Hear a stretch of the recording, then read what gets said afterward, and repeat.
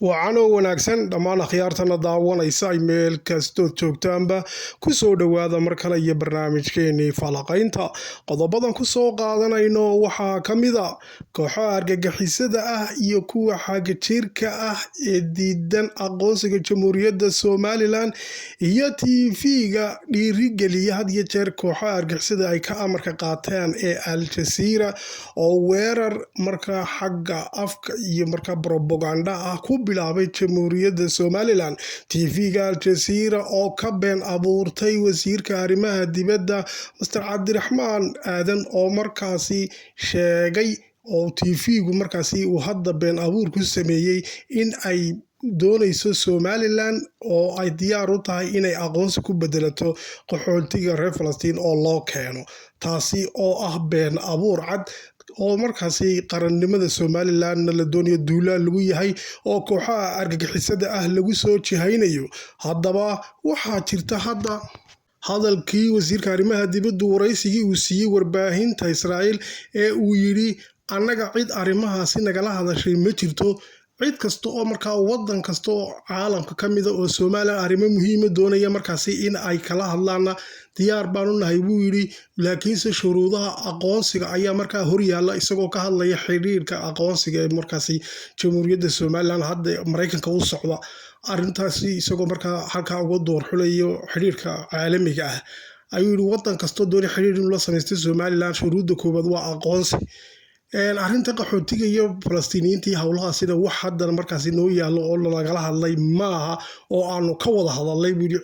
cid nagala soo xidhiidhina ma jirto. Waa intii uu madaxweyne Cabdiraxmaan Cirre uu ka sheegay markaas shirkii Imaaraadka lagu qabtay ee wadamada caalamka hogaamiyashooda ku kulmayeen, waraysigii uu Sky News Carabiya ula yeeshay intii oo kale ayuunbuu markaasi wasiirka arrimaha dibadduna uu yidhi hadda way wanjaleen warbaahintii kooxaha cadowga ku ah Somaliland oo dhan iyo markaa argagixisadii wixii oo dhanba hadda iskaashaday, waxaana hormuud u ah markaasi TV-ga Al Jazeera Carabiga ah iyo markaasi qaar wariyaal ah oo markaa u warama kulligood waxa ay markaa faafinayaan dacaayad ah oo leeyihiin wasiirka arrimaha dibadda yidhi Somaliland waxay aqoonsiga ka bedelanaysaa qaxootiga Falastiiniyiinta. Taasi waxaa ka daran haddaba dadka hadda durtaba markaa ka celiyey ee markaasi baraha ay lagu dacaydeynayo Somaliland ka jawaabay ninka la yidhaahdo Cabdimaalik Muuse Coldoon oo yidhi anigu Soomaali baan ahay buu yidhi isku Somalilandnimadu ka baxayba xitaa waxaanu yidhi dowladdan hadda wasiirka hadlay annaga nama matalo, waxa uu markaa matalaa buu yidhi dowlad qowleysata oo markaasi iimaalla oo lacag u raadinaysa oo markaa yacni cay iyo fadeexad ayuu markaa qarannimadii Somaliland halkaa isagoo luqadda carabiga kaga jawaabaya uu ka geystay. Jihaad baanu halkaasi markaa kaga dhawaaqay uu leeyahay Falastiiniinta ku garab taagan isagoo markaasi hadda qarannimadii Somaliland meelka dhac weyn ku sameeyey. Haddaba dhinaca kale waxaan kusoo qaadanaa barnaamijka sidoo kale madaxweynaha jamhuuriyadda Somaliland oo markaa ka hadlay xog ururintii iyo tirakoobkii ciidamada qaranka jamhuuriyadda Somaliland. Xogtaasi cidda ururinaysa oo uu sheegay in ay yihiin komishankii markii horeba tirakoobka sameyn jiray xagga doorashooyinka, kuwaasi ayuunba hadda gacanta ku haya. Xogtana waxaa la dhigayaa buu yidhi madaxweynuhu xarunta taliska ciidanka qaranka oo markaa data serfaradu halkaasi xogta lagu kaydin doono, taasi oo ku nuxnuxsaday madaxweynuhu inay xogtan ciidanku tahay mid aada u muhiima oo la ilaalin doono cid kaleoo markaasi shisheeya oo ku lug leh na aanay jirin, taasoo meesha ka saaraysa warar badan oo bilihii ugu dambeeyay isla dhex marayay in qaar dad Soomaaliya ka socda ay faragelin ku hayaan, laakiin madaxweynuhu caddeeyey in markaas Somalilandersku ay hawshaasi qabsanayaan ciidankuna xogtaasi kaydsanayo. Qodobada iyo qodobo kale ayaan kusoo qaadanaynaa barnaamijka, kusoo dhowaada. Wagaag aan ku bilowna barnaamijka ee aqoonsiga jamhuuriyadda Somaliland ay ka sugayso Maraykanka ee madaxweyne Trump markuu ololaha ku jiray boqolkiisa maalmood ku darsaday howlaha uu qabanayo inay ka mid tahay la dagaalanka ama ka hortagga isfidinta Chinese-ka ee markaasi Afrika iyo markaa marinada caalamiga. saa darteed in Somaliland xiriir la yeelan doono oo markaasi aqoonsan doono oo strategically goobtaasi ay muhiim u tahay Maraykanka uu marka halkaa ku xusay. Aqoonsigaasina hadda boqolka maalmood ee waxqabadka Trump ugu jiro aqoonsigii sida ahaa hadda tushuush baa lagu furay qolyo kale wada ujeedooyin duwanba ayaa markaasi hadda dhinac walba wax ka afuufaya horta dhinacan Israa'iil waxa la leeyahay qaxoontiga iyo hawlaha markaasi Falastiiniyiinta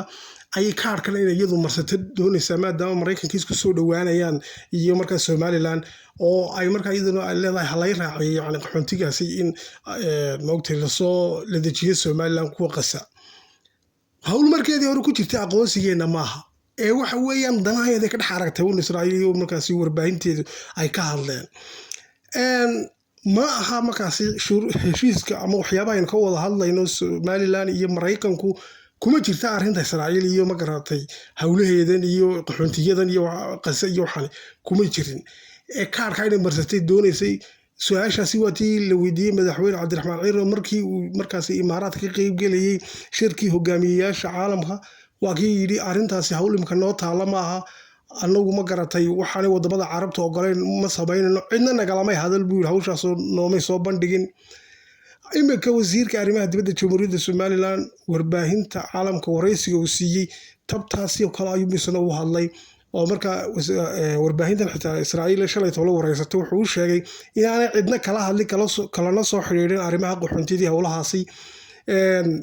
taasi markaasi waxaan speculation oo la isla dhaxmarayana aanu isagu ka faaloonaynin laakiin xiriirada caalamka ay la yeelanayso Somaliland waan la hadlaynaa cid walba aqoonsi baanu hordhigaynaa markaasi inayna aqoonsadaan ayaan weydiisanaynaa markaa kadibna xiriir caalami ayaan la yeelan doonaa wadamada caalamka buu yiri tiibay bedeshay markaasi TV-ga Al Jazeera Carabiga oo ay ognahay inay kooxaha xagjirka oo dhan ay ku xidhan yihiin horta Qatar baa iska la TV-ga Al Jazeera oo ognahay qadarna way diidantahay aqoonsiga Somaliland oo markaasi waatide ilaa iyo dagaalka huwanta kula jirnay mar walba iyadu xagga huwanta ay soo taageertaa ninka garwadeenka u ah ee afnaqa u ah ee hogaamiyaha u ah waa Fahad Yaasiin waa ninka markaasi kooxaha ictisaamtii kooxaha xagjirka hogaamiya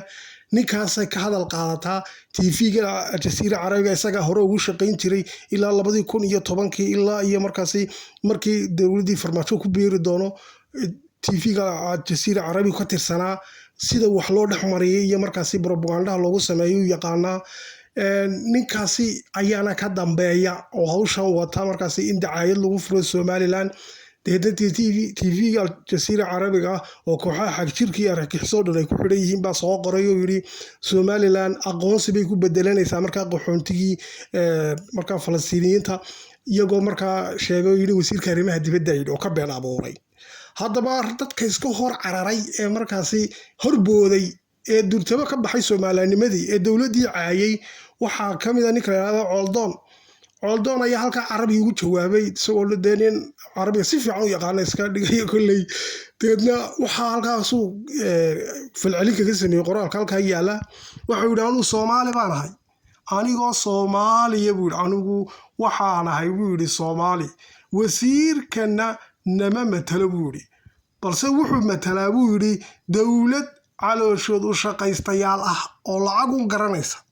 sidaas uu qoraalka Carabiga halka ku qoray marka la turjubay noqonaysa jihaadka Falastiiniyiintu ku jiraan waanu taageersano waan wadaynaa oo garab taaganahay buu yiri haddaba ninkan Coldoon qarannimadii iyo dawladnimadii iyo dawladiiba meel weyn ayuu kaga dhacay propagandada cadawgu faafinayaan ayuu markaasi sii horbooday oo uu sheegay inay saxsan yihiin arrinta xaw ka oran lahaa waa hadalkan wasiirka iyo kuma hadale waa laga been abuuray wasiirku wuxuu yiri anagu hawshaasi kuma jirno markaasi hawl loo taalana ma hawlkan lagala hadlay yani sidii wasiirku u hadlay sheegay hadde in haduu wadankiisa jecel yahay laakiin waa ka baxay Soomaalinimadii waxa uu leeyahay anigu Soomaali baan ahay buu yiri wasiir cayib halka ka miisid wasiirkiina uu caayo ku xadgudbay waxa kale ku xadgudbay xukuumadda Soomaaliland gabigeeda uu ka dhigay wax xarano nacdala oo moogtay waxa uu meesha ku qoray oo wuxuu leeyahay waa dawlad lacag u guranayso yani fadeexad iyo propaganda ayuu halkaas ka faafiyay dawladda u taalaa kulli talaabada ka qaadayso ninka moogtay u bareeray in uu shakhsiyan wasiirka arrimaha dibadda caayay xitaa marka hawshaas horta dawladda u taalaa waxa ku sameeyay anagu wararmayno talaabada ka qaadaya ninka qaran dumiska ee wasiirkii arrimaha dibadda xaqu fagaare caalamiga ka difaaci lahaa si horbooday cadawga arrintaas oo meel ka dhac weyn